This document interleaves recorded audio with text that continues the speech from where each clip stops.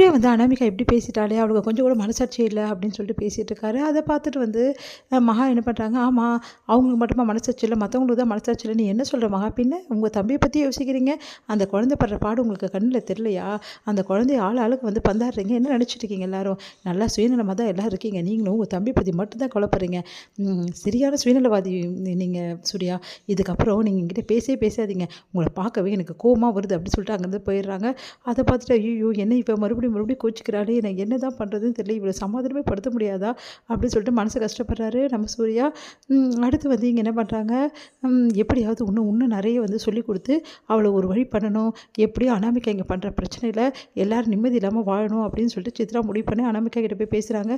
இங்கே பாரு அனாமிகா, நீ இப்படியே இருந்தால் அவ்வளோதான், நான் தான் ஒரு வாரம் டைம் கொடுத்துருக்கேனே, அதுக்குள்ளே அவங்க அனுப்பிச்சிடுவாங்க, அதெல்லாம் அனுப்பவே மாட்டாங்க, தேவையில்லாமல் நீ தான் டைம் கொடுக்குறேன்னு சொல்லிட்டு உட்காந்துருக்க, கண்டிப்பாக சீக்கிரமாகவே வந்து அந்த குழந்தைய அனுப்பணுன்ற ஐடியா உங்களுக்கு கிடையவே கிடையாது, எப்படியோ அந்த குழந்தை இந்த வீட்டில் தான் இருக்கும், அதுவும் எப்படி நடக்குதுன்னு நானும் பார்க்குறேன், அப்படி நடந்தால் நான் அவ்வளோதான், அதுக்கு தான் என்ன முடிவு பண்ண போகிற சொல்லு, என்ன முடிவு பண்ணுறது எனக்கே தெரியலையே அப்படின்றாங்க. ஒரே வழி இதுதான் அப்படி சொல்லிட்டு ஒரு ஐடியா கொடுக்குறாங்க. ஐயோ இந்த மாதிரி பண்ணால் வீட்டில் பெரிய பிரச்சனை வந்துடாதா, அதுக்கப்புறம் அவர் என்னை தப்பாக நினைப்பார், அதெல்லாம் ஒன்றும் ஆகாது அனாமிகா, சொல்கிறபடி நீ செய், அப்படி செஞ்சால் மட்டும்தான் இந்த வீட்டில் வந்து எல்லோரும் உன்னை பார்த்து பயப்படுவாங்க, உன்னை பார்த்து பயந்தாதான் அந்த குழந்தைய உடனே விடுவாங்க, புரியுதா அப்படின்னோடனே உடனே என்ன பண்ணுறது தெரியாமல் அனாமிகா சரி ஓகே நீங்கள் சொல்கிறபடி செய்கிறேன் அப்படின்றாங்க. இங்கே வந்து என்ன பண்ணுறாங்க, பிரபா வந்து கால் பண்ணுறாங்க நம்ம விஜய்க்கு. விஜய் வந்து மனசு கஷ்டத்தோடு சொல்லு ப்ரோ அப்படின்றாரு.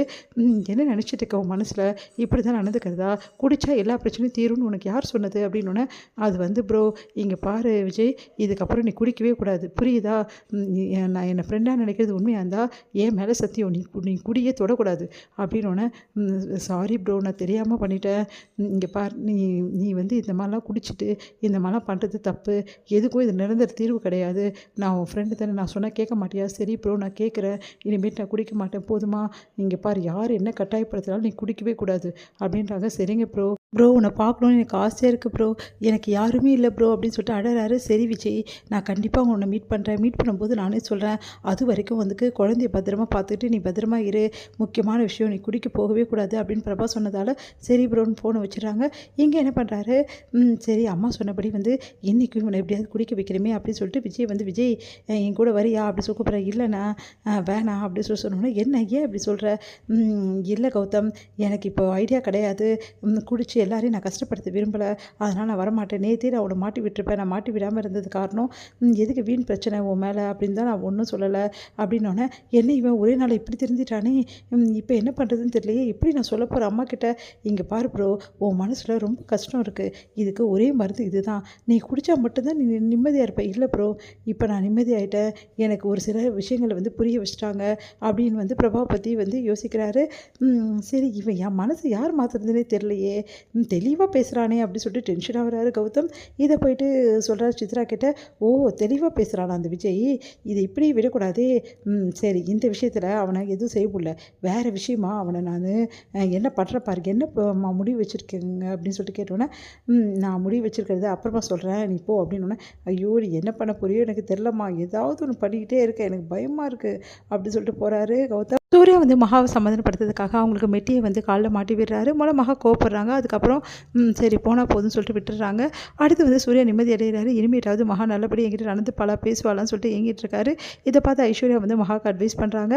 சொன்ன கேளு மகா, கொஞ்சம் விட்டு கொடு பாவம் சூர்யா அப்படின்னு சொல்லிட்டு சொல்கிறாங்க. கொஞ்ச நாள் இப்படியே இருக்கட்டும், அப்போ தான் ஒழுங்காக இருப்பார் அவர் அப்படின்றாங்க மகா.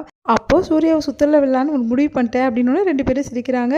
இங்கே வந்து போலீஸ் வராங்க. பார்த்து எல்லாம் அதிர்ச்சி அடைகிறாங்க. விஜய் அரெஸ்ட் பண்ணுறோம் அப்படின்னு சொல்கிறாங்க. அதை கேட்டு யார் உங்கள் மேலே கம்ப்ளைண்ட் கொடுத்தா விஜய் மேலே, அனாமிகா தான், அனாமிகாவை ஏமாற்றிட்டாங்கன்னு சொல்லிட்டு கம்ப்ளைண்ட் கொடுத்துருக்காங்க அப்படின்னு எல்லாம் அதிர்ச்சி ஏன் அனாமிகா இப்படிலாம் பண்ணேன்னு சொல்லிட்டு கேட்குறாங்க. இவர் அரெஸ்ட் பண்ணிட்டு போட்டோம், அப்போ தான் உங்களுக்குலாம் நான் யாருன்னு தெரியும், இங்கே பாருங்கள் அந்த குழந்தைய அனுப்புகிற வரைக்கும் இந்த பிரச்சனை தெரியாது, அந்த குழந்தைய அனுப்புகிறேன்னு இப்போ சொல்லுங்கள், இந்த நிமிஷமே நான் கம்ப்ளைண்ட்டை வாபஸ் வாங்குறேன் அப்படின்னு சொல்லிட்டு அனாமிகா சொல்கிறாங்க.